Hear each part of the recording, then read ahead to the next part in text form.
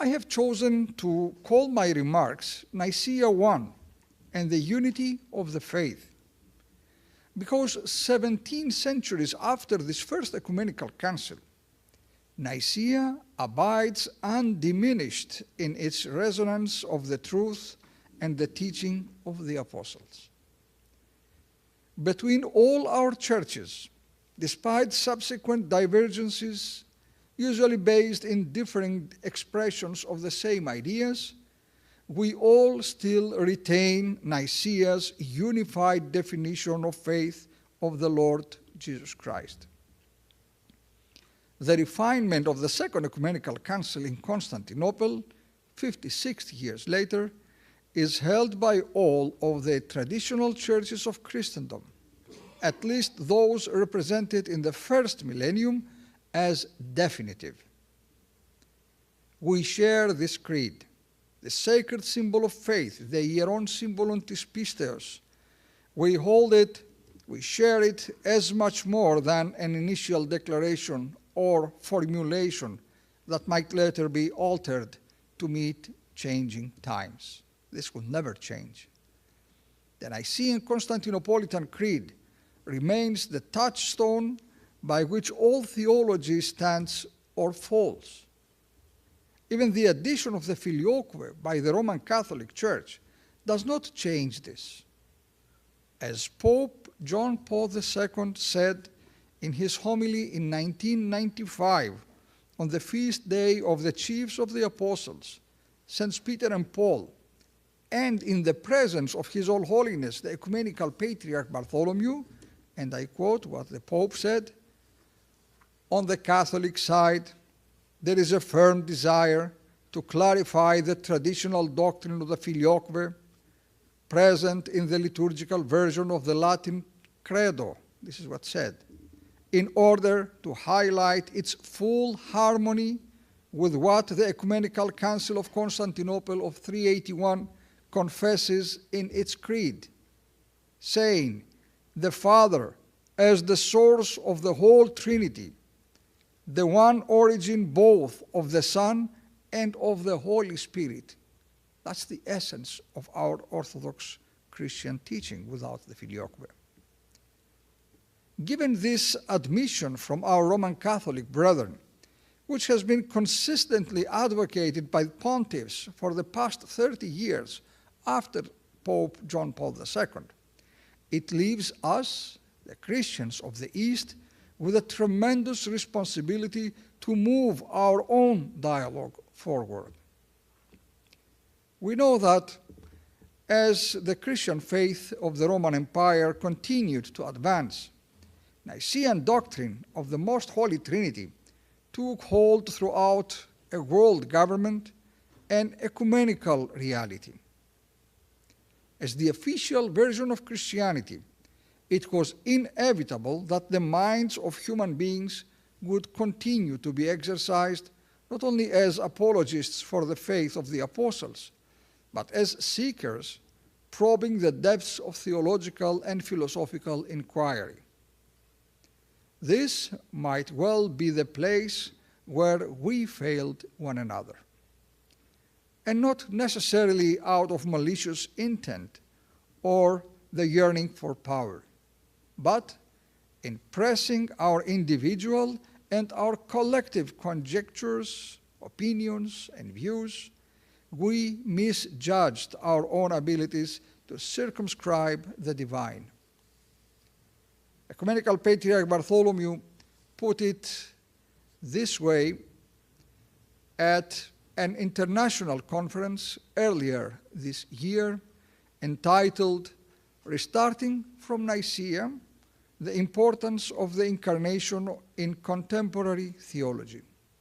There, our Ecumenical Patriarch said the following: "The vast empire that reaches from eastern Anatolia to the Pillars of Hercules needs a common way of speaking about the most basic understandings of the apostolic kerygma, or, in other words, a theology, for we are speaking about God, so it is a theology. And this," continues the Patriarch, this is indeed fraught with dangers and difficulties. As God himself reminds us through the prophet Isaiah, "For neither are my thoughts as your thoughts, nor are your ways as my ways, says the Lord."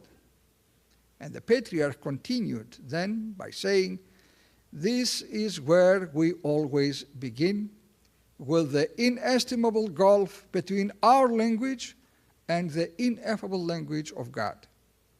And he concludes by saying, "We know that speaking about God," which means theologizing, speaking about God is a risky business.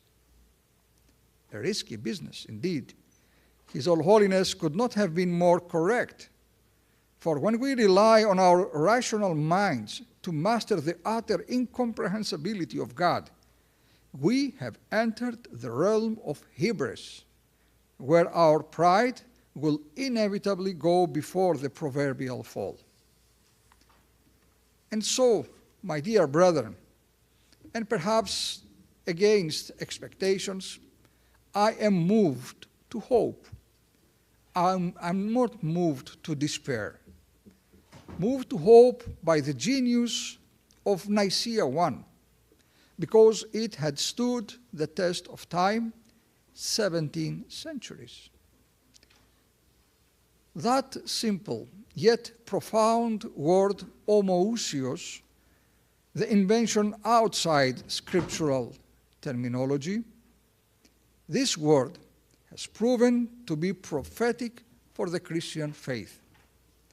For without the homoousion, the experience of the Church would not have been articulated such that even the most unsophisticated soul could profess their faith in the Lord of glory.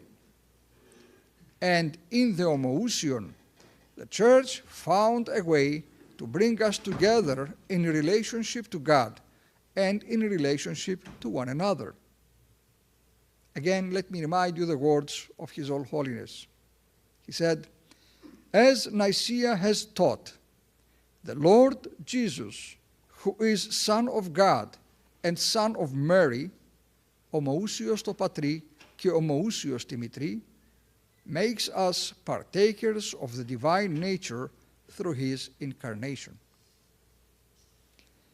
Yes, my dear brethren, because our Lord is as much consubstantial with his Holy Mother as he is with his Heavenly Father, we too are enveloped within the divine nature through that shared human nature which, as St. Paul says, the Lord received genomenos ek gynekos, born from a woman.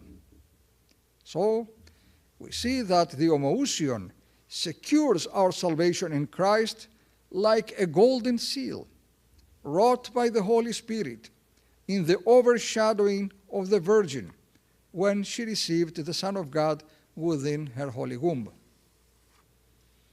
Therefore, my beloved brothers and sisters, let us renew the prophetic status of Nicaea I within the life of our churches.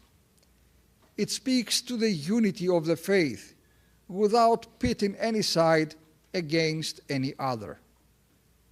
As you all know, when the councils of the Church voiced the Nicene Creed, it was in the first person plural.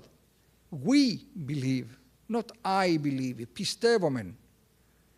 That plurality of voices could be available to us again, even after 1700 years, and all the historical, political, and societal detritus of those intervening centuries.